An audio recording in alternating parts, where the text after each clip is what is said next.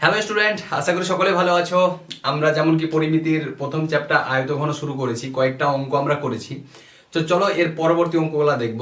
তো ভিডিও শুরু করার আগে একটি ঘোষণা, আমরা টিউটোরিয়াল হোম নামে একটি প্রতিষ্ঠান খুলেছি, যেখানে পঞ্চম থেকে দ্বাদশ শ্রেণী পর্যন্ত সমস্ত বিষয় পড়ানো হচ্ছে অভিজ্ঞ শিক্ষক শিক্ষিকা দ্বারা। তো তোমরা যারা অফলাইন ব্যাচে জয়েন হতে চাইছো, তারা কুলান হাই স্কুল মোড়ে যোগাযোগ করতে পারো আমাদের টিউটোরিয়াল হোমে, অথবা এই কন্ট্যাক্ট নাম্বারে যোগাযোগ করতে পারো। তো চলো শুরু করি ভিডিও, আর কথা না বাড়িয়ে। যেহেতু প্র্যাকটিস ব্যাচ আমাদের চলছে, তাই আমরা ইম্পর্টেন্ট কোশ্চেনগুলো করছি। আয়তঘনকের আগের অঙ্কগুলো যদি না করে দেখো বা প্র্যাকটিস যদি না করে থাকো, তো অবশ্যই প্র্যাকটিস করে নাও। আজকে আমরা 15 নাম্বারটা শুরু করছি। ইম্পর্টেন্ট কোশ্চেনগুলি আমরা অ্যাকচুয়ালি প্র্যাকটিস করছি। 13 নাম্বারটাও ইম্পর্টেন্ট আছে, 13 নাম্বারটা তোমরা নিজে করতে পারবে, এর আগের যেগুলো করেছি সেরকমই। আমরা 15 নাম্বার থেকে আমরা শুরু করছি, ঠিক আছে? তো 15 নাম্বার অঙ্কটাতে কি বলছে দেখি, আগে পড়ে দেখি। তো 15 নাম্বার অঙ্কতে বলছে, ঘনকাকৃতি একটি সম্পূর্ণ জলপূর্ণ চৌবাচ্চা থেকে সমান মাপের 64 বালতি জল তুলে নিলে চৌবাচ্চাটির 1/3 অংশ জলপূর্ণ থাকে। ঠিক আছে, তোমরা বুঝতেই পারছো। এরপর চৌবাচ্চার একটি ধারের দৈর্ঘ্য 1.2 মিটার হলে প্রতিটি বালতিতে কত লিটার জল ধরে তা হিসাব করে লিখি। তো ঘনকাকৃতির জলপূর্ণ চৌবাচ্চার কথা বলা হয়েছে, ঠিক আছে? এইরকম একটা জলপূর্ণ ঘনক, ঘনক বলতে চারধার সমান এইরকম একটা চৌবাচ্চার কথা বলা হয়েছে, যার একটি ধারের আমাদের দৈর্ঘ্য বলে দিয়েছে 1.2 মিটার। 1.2 মিটার একটি ধারের দৈর্ঘ্য। তাহলে আমরা এর আয়তনটাকে বের করতে পারবো, তাই না? ঘনকাকৃতির ক্ষেত্রে কি হয়, উচ্চতা দৈর্ঘ্য প্রস্থ সব একই হয়, তাহলে আমরা আয়তন বের করতে পারবো। তাহলে প্রথমে আমরা চৌবাচ্চাটির আয়তন বের করব। তাহলে লিখব জলপূর্ণ চৌবাচ্চা চাটির আয়তন কত হবে, 1.2 তার কিউব ঘনমিটার।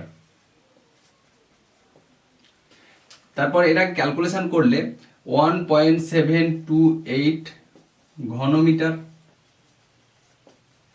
তো এটাকে আমরা লিটারে নিয়ে যাব, ঠিক আছে? তাহলে এটাকে লিটারে নিয়ে যাওয়ার জন্য প্রথমে কি করব, 1728 ঘন ডেসিমিটার হবে, আর এটাকে আমরা লিটার বলতে পারি।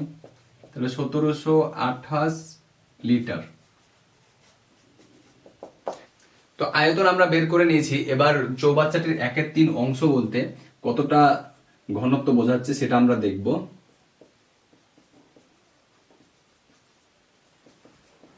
চৌবাচ্চাটির 1/3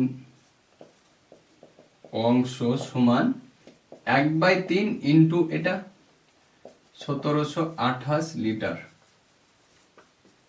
তো এবার এটাকে 3 দিয়ে ভাগ করলে কি হবে, 3 5 15, 2 3 6 18, 3 7 21, 1 3 6 18, অর্থাৎ 576 576 লিটার। 1/3 অংশ মানে 576 লিটার।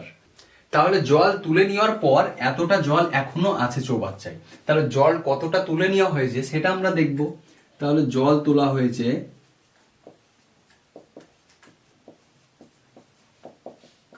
বা চৌবাচ্চাটি থেকে জল তুলে নেওয়া হয়েছে কত, প্রথমে ছিল 1728 লিটার, সেখান থেকে মাইনাস হচ্ছে 576 লিটার। এটা এটা পড়ে আছে, প্রথমে এতটা ছিল, তাহলে এটাকে বিয়োগ করলে যেটা হবে সেটাই আমাদের কি, জল তুলে নেওয়া হয়েছে। তাহলে জল তুলে নেওয়া হয়েছে 2511, 1152 লিটার জল তোলা হয়েছে, ঠিক আছে? 1152 লিটার জল তোলা হয়েছে। এবার আমরা ধরি যে বালতিতে, প্রত্যেক বালতিতে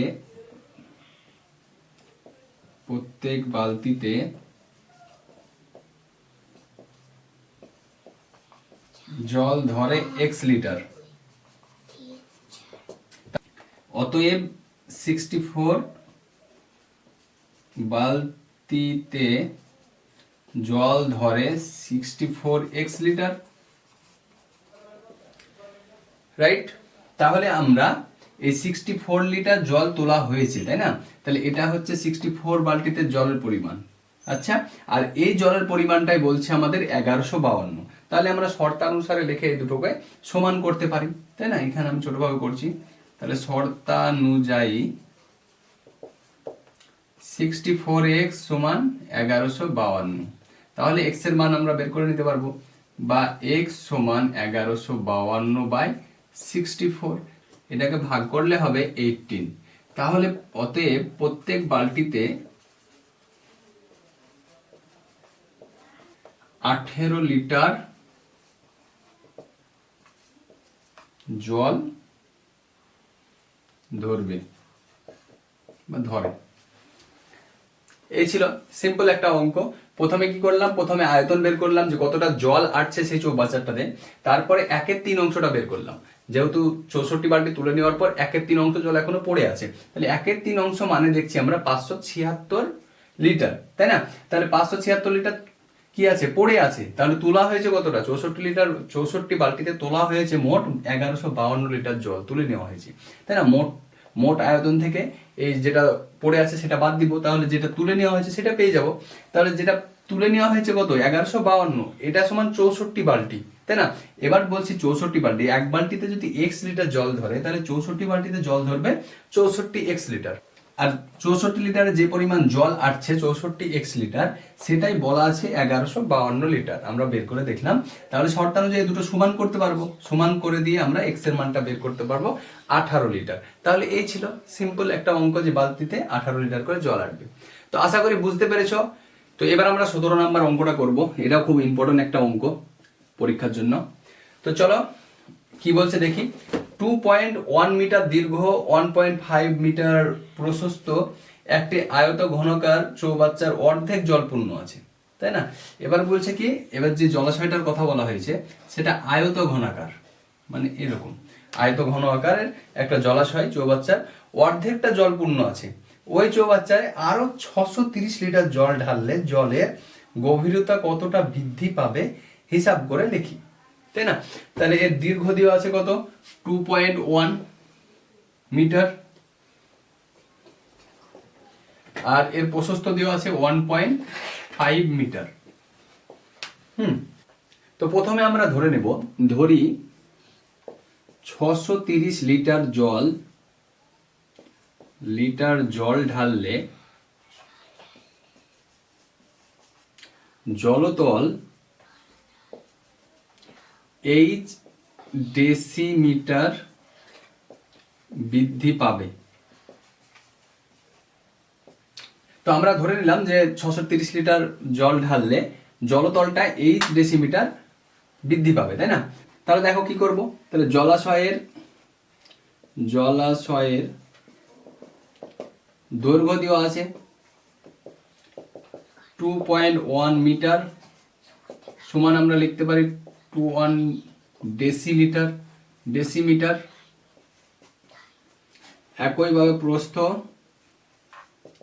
কত, 1.5 মিটার, সমান এটাকে আমরা গুণ করে 15 ডেসিমিটার লিখতে পারি। এখন H উচ্চতা বিশিষ্ট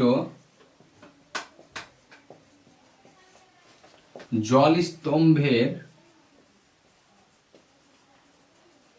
আয়তন কি হবে? তাহলে 21 × 15 × H ডেসিমিটার। তাহলে এটাকে গুণ করলে আমরা পাবো 315 H ডেসিমিটার। এটা সমান আমরা 315 H লিটার লিখতে পারি। সরি, এটা ঘন ডেসিমিটার হবে, ঘন। আয়তন বের করছি মানে ঘন, তাহলে ঘন ডেসিমিটার সমান লিটার নিয়ে নিলাম। আমরা জানি 1 ঘন ডেসিলিটার সমান 1 লিটার। তাহলে আমরা কি পেলাম, যে এই উচ্চতা বাড়লো, যে 630 লিটার জল মানে ঢালার পর এই উচ্চতা বাড়লো, না? এই উচ্চতা বিশিষ্ট জলস্তম্ভের আয়তনটা আমরা পেয়ে গেছি কত, 315 H লিটার, তাই না? এবার তাহলে এটাই কত বলতো, এই যে আয়তনটা পেলাম, এই যে জলের পরিমাণটা পেলাম, এটার সঙ্গে সেই 630 লিটারটা সমান কিনা বলতো? হ্যাঁ, ঠিকই বলেছ, তাহলে 630-এর সঙ্গে এটা সমান কিভাবে, যে এই 630 লিটার জল ঢালার পরেই আমাদের এইচ উচ্চতাটা বেড়েছে, তার মানে এই যে এইচ উচ্চতায় যে জল স্তম্ভটা পাচ্ছি সেটার আয়তনটা কি হবে 630, তাই না? তো ওটাই আমরা বের করে পেলাম 315 এইচ। এটাকে এবার শর্তানুসারে দুটো সমান করতে পারি আমরা, শর্তানুযায়ী বা শর্তানুসারে কত 315 এইচ সমান 630, তাই না? 630। তাহলে এখান থেকে আমরা হাইটটা বের করে নিতে পারবো, এইচ সমান 630 বাই 315। তাহলে এখানে সহজে ভাগ করতে পারবে, 315 দুগুণী 630, তাহলে 2, তাহলে এইচ এর মান হচ্ছে 2, আমরা এইচ এর মান 2 পেলাম। তাহলে এইচ এর মান পেয়ে গেলাম আমরা 2 ডেসিমিটার, ডেসিমি, এখানে উত্তর লিখে দিবে, তাহলে জলতল বৃদ্ধি পাবে 2 ডেসিমিটার। তো আশা করি বুঝতে পেরেছো, ভিডিও আর বড় করছি না, আজ এখান থেকেই পরবর্তী ভিডিওতে আবার দেখা হবে।